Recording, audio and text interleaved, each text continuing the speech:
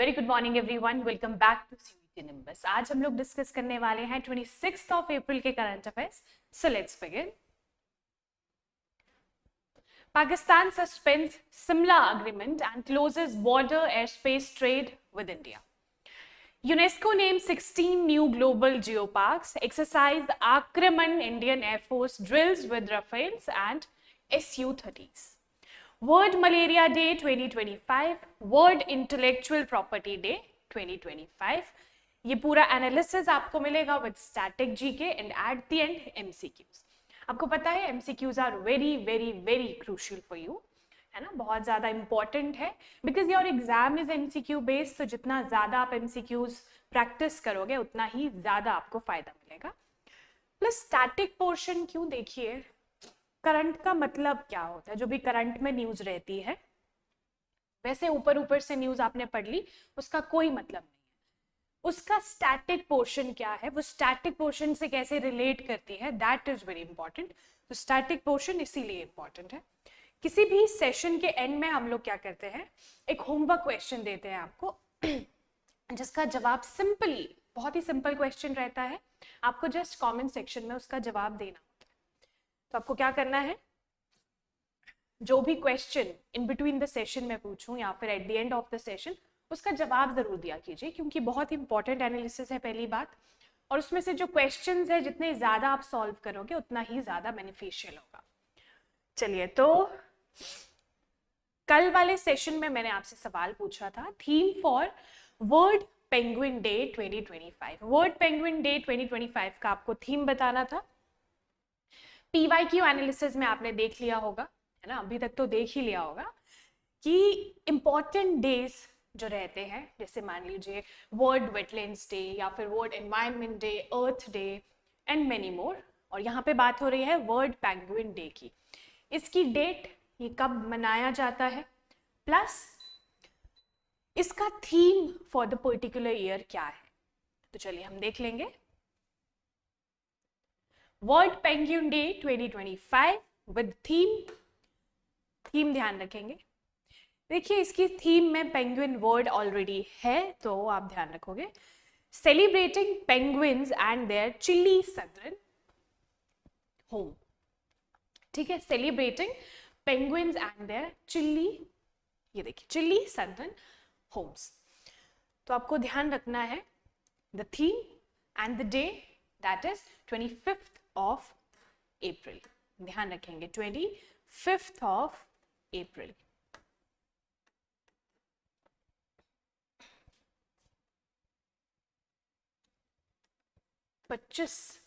अप्रैल, ठीक है जी। चलिए नेक्स्ट आते हैं हम लोग। Pakistan suspends Shimla agreement and closes border airspace trade with India. तो आपको पता है बहुत ही न्यूज में है ये सारी चीजें आजकल। तो इसका जो स्टैटिक पोर्शन जो आप रिलेट कर सकते हो, वहां से हम लोग सारी चीजें देखेंगे क्योंकि न्यूज में जो भी न्यूज तो बहुत सारी रहती है ना, तो सारी न्यूज नहीं इंपॉर्टेंट होती है, उनमें से आपको पिक करनी होती है आपकी इंपॉर्टेंट चीजें। तो चलिए यहाँ पे हम लोग बात कर रहे हैं a dramatic escalation of diplomatic and military tensions between India and Pakistan। तो इंडिया और पाकिस्तान के बीच में जो ये टेंशन चल रहा है रिसेंटली, इसकी वजह से पाकिस्तान ने सस्पेंड कर दिया है व्हाट, शिमला अग्रीमेंट या फिर सिमला अग्रीमेंट। शिमला का पुराना नाम वाज सिमला, SIMLA, तो इसलिए यहाँ पे सिमला अग्रीमेंट लिखा है। 1972 सिमला agreement and closes Wagah border, halted trade and banned Indian Airlines from using its airspace। तो आपको ध्यान रखना है, जो पाकिस्तान और इंडिया के बीच में ये टेंशन चल रहा है, आपको पता होगा, है ना, न्यूज में बहुत ज्यादा चल रहा है। जैसे आप सोशल मीडिया, कुछ भी सोशल मीडिया खोलोगे, यूट्यूब, इंस्टाग्राम, एनीथिंग, आपको दिख जाएगा आजकल यही सब न्यूज में है। तो यहाँ से हम लोगों को क्या देखना है कि हमारे एग्जाम पर्सपेक्टिव से क्या इंपॉर्टेंट है। This decision follows India's move to suspend the Indus Water Treaty and downgrade diplomatic ties। ये जो स्टेप लिया है पाकिस्तान ने, ये क्यों लिया है, क्योंकि इंडिया ने इंडस वाटर ट्रीटी को सस्पेंड कर दिया and as relations between two nuclear armed neighbors continue to spiral, all existing bilateral mechanisms are now effectively frozen. तो जो भी एग्जिस्ट करते हैं, वैसे तो आपको पता है इंडिया और पाकिस्तान का जो रिलेशन है वो थोड़ा सा डिप्लोमेटिक सा रहता है, प्लस जो बायलेटरल मैकेनिज्म जो कुछ अच्छे हो रहे थे, अब उस पर एक आप कह सकते हो फ्रीज हो चुके हैं, है ना, कुछ बेटर नहीं हो पा रहा है. सो यहाँ से हम लोग ज्योग्राफिकल पॉइंट ऑफ व्यू से इंपॉर्टेंट चीजें देख लेंगे. ये जो सामने मैप आपको दिख रहा है, दिस इज इंडिया, है ना, और इंडिया का भी नदरन पार्ट है, नदरन पोर्शन है. ये देखिए जम्मू एंड कश्मीर, श्रीनगर, और इसके साथ साथ आपको पाकिस्तान देखने को मिल रहा है. ठीक है, तो आपको पता है दोनों बॉर्डरिंग कंट्रीज हैं और उनके बीच में बहुत ही ज़्यादा टेंशन इस टाइम पे चल रहा है. आगे आने वाले टाइम पे जो भी करंट न्यूज़ आप लोगों के लिए इंपॉर्टेंट रहेगी वो मैं आपको बताऊंगी. अभी के लिए शिमला अग्रीमेंट की अगर हम बात करें, देखिए शिमला अग्रीमेंट क्या था. पहले तो 1972 में हुआ था, 1971 की वॉर के बाद. ठीक है, 1971 के बाद एक वॉर हुई थी, उसके बाद पाकिस्तान जो है वो हार गया था. इट वॉज, अगर आपको पता हो, ईस्ट पाकिस्तान, जिसमें बांग्लादेश लिबरेट हुआ था. तो इस वॉर को 1971 war between India and Pakistan को क्या कहते हैं, बांग्लादेश लिबरेशन वॉर भी कहते हैं. ये जो वॉर हुई थी इसे बांग्लादेश लिबरेशन वॉर भी कहते हैं. क्यों? क्योंकि बांग्लादेश पाकिस्तान से अलग हो गया था, है ना, लिबरेशन उसको मिली थी. तो it is also known as Bangladesh liberation war and India and Pak 1971 war. तो आप लोग ध्यान रख सकते हो 1971 war between India and Pakistan. इसके साथ साथ आपको दूसरी चीज जो ध्यान रखनी है, इसे हम एक और वॉर कहते हैं, that is Bangladesh liberation war.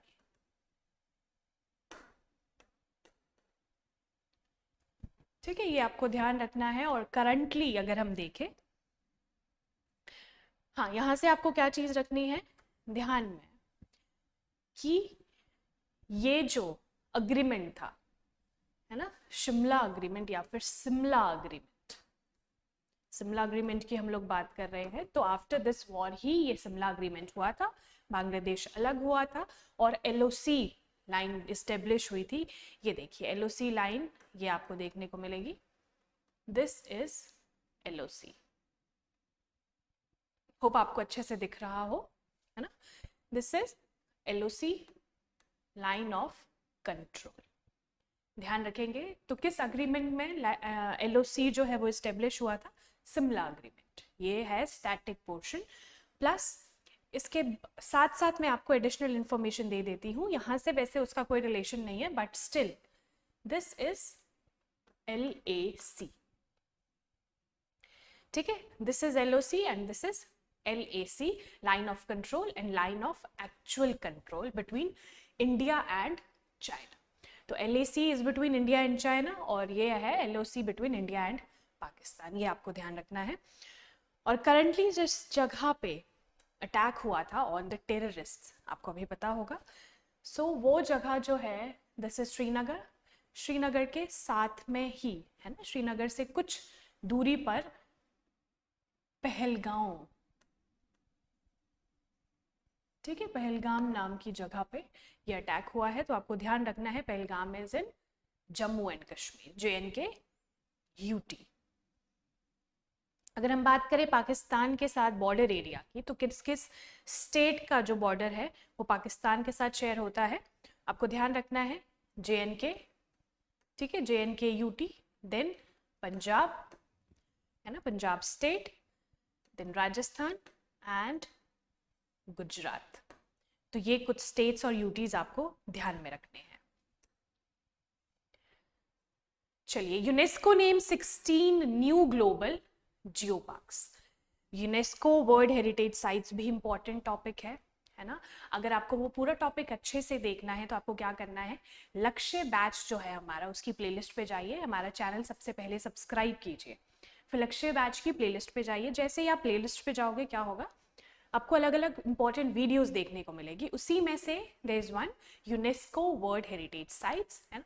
जितनी भी इंडिया में साइट्स है वो सारी बहुत ही अच्छे से एक्सप्लेन्ड है, वहाँ से क्वेश्चन बनने के चांसेस काफ़ी ज़्यादा है। तो आपको क्या करना है, पूरा वीडियो अच्छे से देखना है और टेलीग्राम चैनल से PDF डाउनलोड कर लेना, ठीक है, सिंपल। चलिए, सो UNESCO designated 16 new global Jio parks, expanding its network to a total of 229 geoparks across 50 countries। तो यहाँ पे कुछ फैक्ट्स हैं, दैट इज पहले तो 16 न्यू ग्लोबल जियोपार्क्स जो है वो ऐड हुए हैं, expanding its network to a total of 229 geoparks. तो इट्स अ फैक्ट, आपको ध्यान रखना है।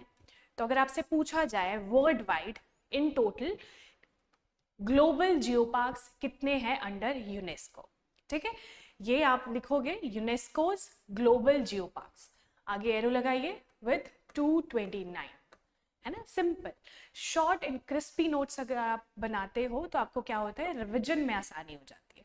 रिविजन इज वेरी इंपॉर्टेंट, किसी भी एग्जाम को क्रैक करना वो कैसे होता है, किसी भी टॉपर से सुनोगे, है ना, वो यही कहते हैं रिविजन इज द की। आपने एक बार पढ़ लिया, फाइन, दोबारा अगर आपने उसे विजिट नहीं किया तो आपका दिमाग उस चीज़ को भूल जाता है, आपको इतना अच्छे से याद नहीं रहेगा, तो रिविजन जरूर कीजिए। And this brings the total area covered by the UNESCO global geoparks network to almost 855,000 kilometre squares, equivalent to the size of the Namibia. तो यहाँ पे बात हो रही है यूनेस्को ग्लोबल जियोपार्क्स, आपने नंबर देख लिया, दैट इज 229।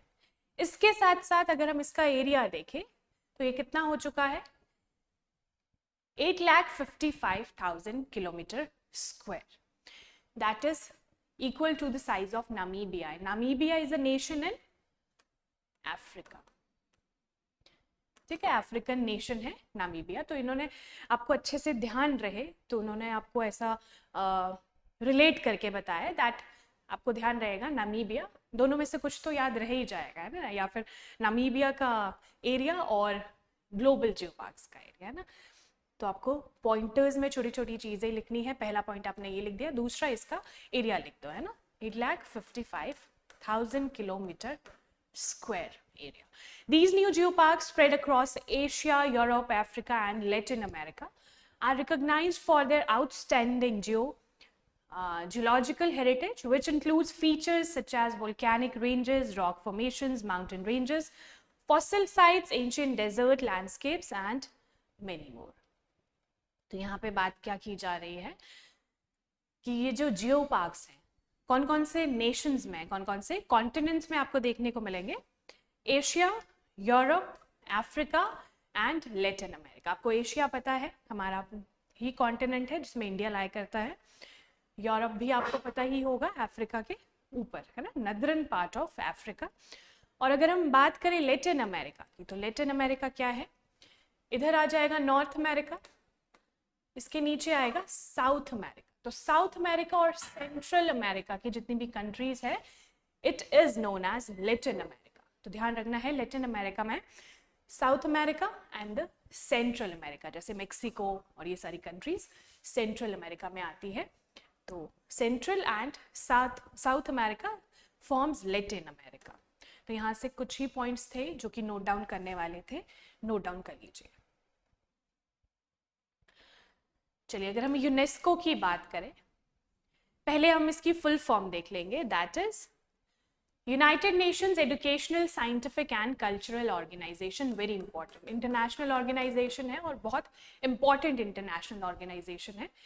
किसी की भी फुल फॉर्म्स आपसे पूछ ली जा सकती है, तो आपको फुल फॉर्म बहुत अच्छे से पता होनी चाहिए, है ना। प्रीवियस ईयर क्वेश्चंस में आपको देखने को मिलेगा इससे रिलेटेड क्वेश्चन, है ना, फुल फॉर्म से रिलेटेड क्वेश्चन, तो you must know the full forms of few things. And founded in 1945, 1945 में it was founded. headquarters कहाँ पे है, पेरिस, फ्रांस। जितनी भी इंपॉर्टेंट चीजें हैं इससे रिलेटेड मैंने सारे के सारे पॉइंटर्स आपको दे दिए हैं। First thing, its full form, founded in 1945, headquarters are in Paris, France, and France is a European nation, Europe की कंट्री है France, with its capital Paris, और हेडक्वार्टर्स यूनेस्को के वहीं पे लाया करते हैं। एंड मेंबर स्टेट्स की अगर हम बात करें तो it comprises 194 member countries.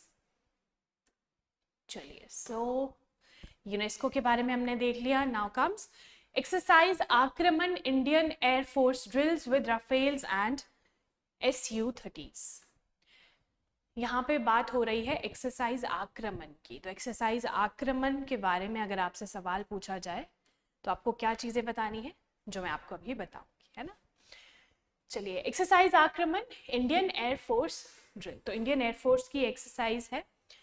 Indian air force conducted major military drills named exercise Aakraman, simulating attacks on both mountain and ground targets. तो यहाँ पे ध्यान रखेंगे, एक्सरसाइज आक्रमण जो है किसने कंडक्ट करी है? Indian air force.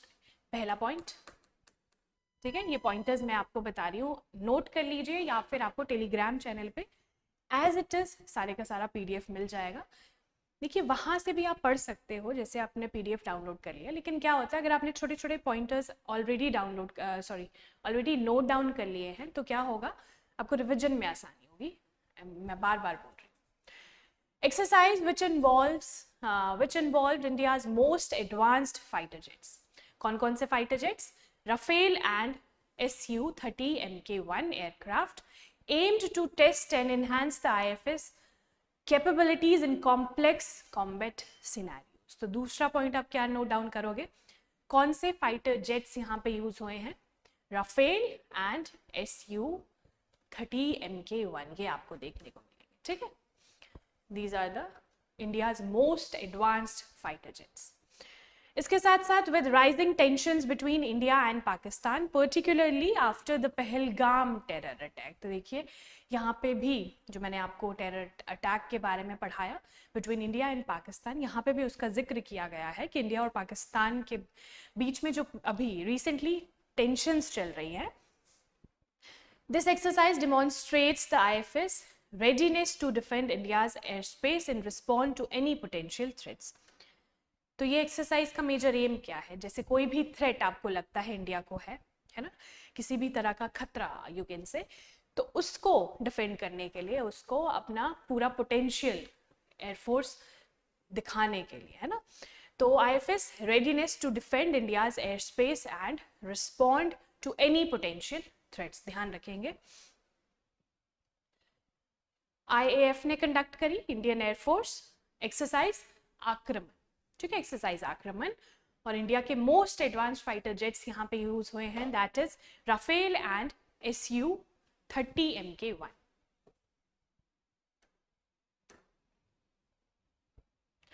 चलिए, आज का important day that is world Malaria Day 2025, है ना. आज का नहीं है, it was yesterday's important day, April 25th. देखिए, जिस भी दिन अगर ज़्यादा न्यूज़ हो जाए तो मैं क्या करती हूँ, कुछ भी स्किप तो होना नहीं चाहिए, है ना, कुछ भी छूटना नहीं चाहिए. तो मैं नेक्स्ट डे कोई भी इंपॉर्टेंट न्यूज़ या फिर कोई भी इंपॉर्टेंट डे रह जाए तो मैं नेक्स्ट डे ज़रूर कवर करती हूँ. So world Malaria Day 2025, April 25th, with the theme Malaria ends with us, reinvest, reimagine, reignite. तो ये ध्यान रखेंगे, with theme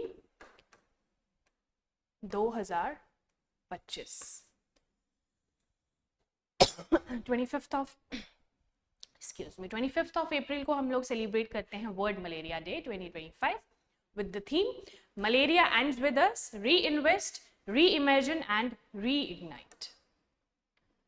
there is another day आज का जो कि इंपॉर्टेंट डे है, वर्ल्ड इंटेलेक्चुअल प्रॉपर्टी डे 2025. तो ये जो दिन है, it is celebrated every year on 26th of April and established by the World Intellectual Property Organization WIPO in 2000. तो 2000 में ये एस्टेब्लिश हुआ है by World Intellectual Property Organization, that is WIPO.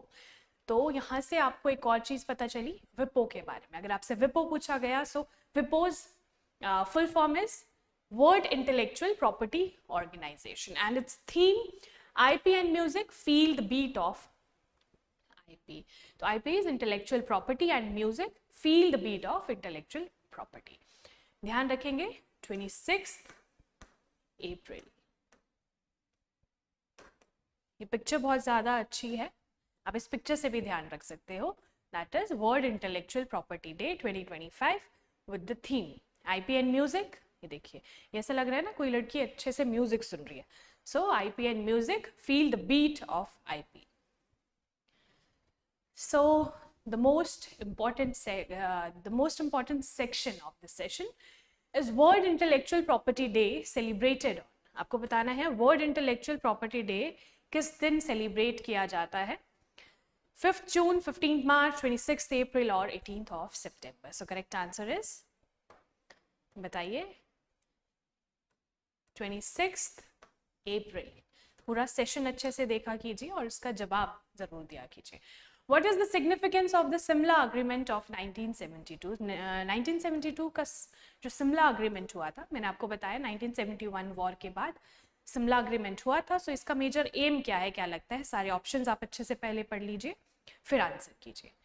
So it's correct answer is aimed to resolve issues peacefully after the 1971 war. मैंने आपको बताया 1971 war के बाद में एक पीस ट्रिटी जो है सिमला अग्रीमेंट था. How many new global geoparks were recently designated by the UNESCO? तो यूनेस्को ने कितने न्यू ग्लोबल जियोपार्क्स जो है वो डेजिग्नेट किए हैं? So correct answer is 16. और यहाँ पे आपको बताना है इन टोटल वर्ल्ड वाइड कितने हो गए हैं. मैंने आपको जब हमने ये न्यूज़ डिस्कस करी है तो मैंने आपको बताया है ना. When is World Malaria Day observed every year? World Malaria day किस दिन हम लोग ऑब्जर्व करते हैं? 25th ऑफ अप्रैल, है ना, पिछले कल 25th of April. Which advanced fighter jets were involved in the IFS exercise आक्रमण? एक्सरसाइज आक्रमण में कौन से एडवांस्ड फाइटर जेट्स जो है वो इन्वॉल्व हुए हैं? तो आपको ध्यान रखना है कि इसमें से क्या आपको सही आंसर लग रहा है. बी, है ना, बी इज करेक्ट आंसर. अब आते हैं हम लोग होमवर्क क्वेश्चन पे. Where is the headquarter of UNESCO? यहाँ पे मैंने आपसे सवाल पूछा है, यूनेस्को के हेडक्वार्टर्स बताने हैं ना. हमने इन बिटवीन द सेशन इसे डिस्कस किया था जब मैंने यूनेस्को के बारे में आपको बताया. तो उसके हेडक्वार्टर्स बताए, कब इस्टेब्लिश हुआ, कितने मेंबर्स हैं एंड इट्स फुल फॉर्म. तो वहाँ से हेडक्वार्टर्स अगर आपने अच्छे से सुना होगा तो आपको याद आ रहा, अभी याद आ गया होगा. तो अभी के अभी आप लोग कमेंट कीजिए हेडक्वार्टर्स ऑफ यूनेस्को. चलिए, सो बहुत ही इंपॉर्टेंट जो अपडेट है आपके लिए, that is the test series for your upcoming exam. CUET UG 2025 के लिए टेस्ट सीरीज लॉन्च करी है CUET निम्बस ने. आपको क्या करना है, just download nimbus careers app और कॉल ऑन दिस नंबर, है ना, 7814846248. अगर आप प्ले स्टोर पे जाओगे तो आपको निम्बस करियर्स ऐप देखने को मिलेगा. आपको सिंपली इसे डाउनलोड करना है और CUET UG 2025 वाले पोर्टल पे जाना है एट जस्ट ₹299, है ना. It's an offer price just at 299. Test series है, इन टोटल 10 टेस्ट आपको मिलेंगे.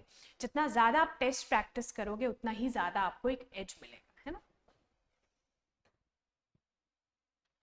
तो चलिए, ये था आज का हमारा पूरा सेशन. हम मिलेंगे हमारे नेक्स्ट सेशन में. आपको क्या करना है, in between the session 1-2 questions ही मैं पूछती हूँ, ज़्यादा तो मैं आपसे पूछ भी नहीं रही हूँ, है ना. तो आपको क्या करना है, कमेंट सेक्शन में ज़रूर उसका जवाब दीजिए, plus eight the end of the session जो भी एक पर्टिकुलर सवाल रहता है उसका भी जवाब आपको कमेंट सेक्शन में देना है. इससे आपको खुद का एनालाइज आप कर पाओगे कि आपने कितना अच्छे से पूरा सेशन देखा. तो मिलेंगे हमारे नेक्स्ट सेशन में. Thank you so much. और लक्ष्य बैच की सारी क्लासेस ज़रूर फॉलो कीजिए, वो आपके लिए बहुत ही इंपॉर्टेंट है. और हमारे चैनल पे आपको पिछले 4 महीने के December to March current affairs, very most important current affairs, है ना, तो वहाँ पे आपको 200 MCQs मिल जाएंगे, टॉप 200 MCQs, जो कि आपके लिए बहुत ही ज़्यादा क्रूशियल है. ज़रूर उस वीडियो को देखिए, प्लस हमारा चैनल को सब्सक्राइब कीजिए और टेलीग्राम चैनल को ज़रूर फॉलो कीजिए.